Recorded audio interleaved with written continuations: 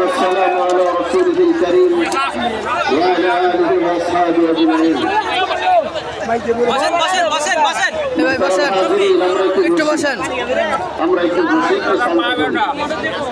মাঠের আশেপাশে অনেক মানুষ হয়তো গরমে কষ্ট হচ্ছে, তাদেরকে অনুরোধ করবো, আপনাদের কষ্ট তো সব সময় হয় না, মাঝে মাঝে একটু কষ্ট দেওয়া হয়।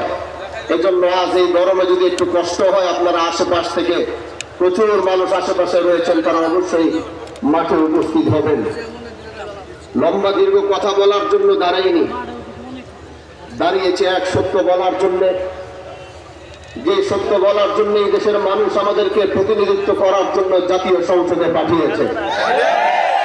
আমরা বলেছিলাম আমরা ইনসাফ প্রতিষ্ঠা করব, আমরা বলেছিলাম আমরা ন্যায় প্রতিষ্ঠা করব।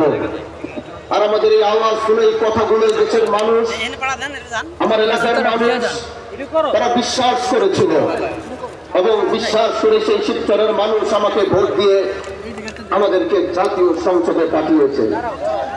মহান আল্লামা মামুনুল হক দামাত বারাকাতুহুম আমার উপর আস্থা রেখেছেন। আমার উপর আস্থা রেখে তিনি আমাকে এই দায়িত্ব পালন করার সুযোগ দিয়েছেন। ভাই, আমরা ক্ষমতার জন্য আমরা জাতীয় সংসদে যাই নাই।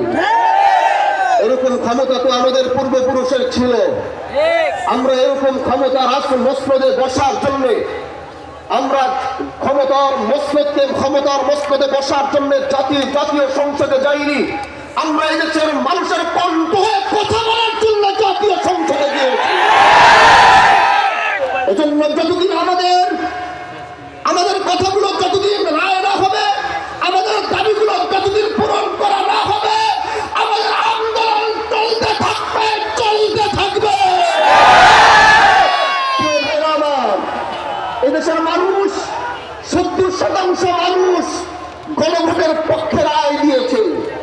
70% মানুষ জুলাইয়ের পক্ষে রায় দিয়েছে। এজন্য এদেশের জনগণের ম্যান্ডেটের বাইরে গিয়ে অন্য কিছু করার কোন সুযোগ করা হবে না।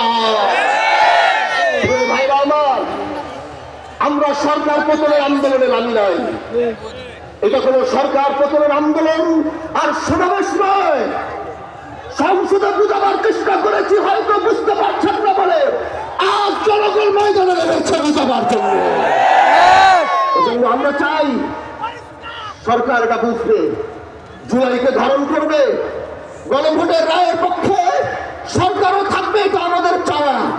এজন্য আগামীর বাংলাদেশে আমরা জুলাইকে মাইনাস করে আমরা কিচ্ছু করতে পারবো না। ভাইরা আমার, এই ময়দান থেকে এটাই বলতে চাই, আমরা জাতীয় সংসদে আমরা জনগণের কণ্ঠ হয়ে কথা বলবো। আর যখনই রাজপথে ডাক আসবে, আপনাদের রাজপথ থেকে কথা বলতে হবে। আল্লাহ পাক আমাদেরকে কবুল করুন।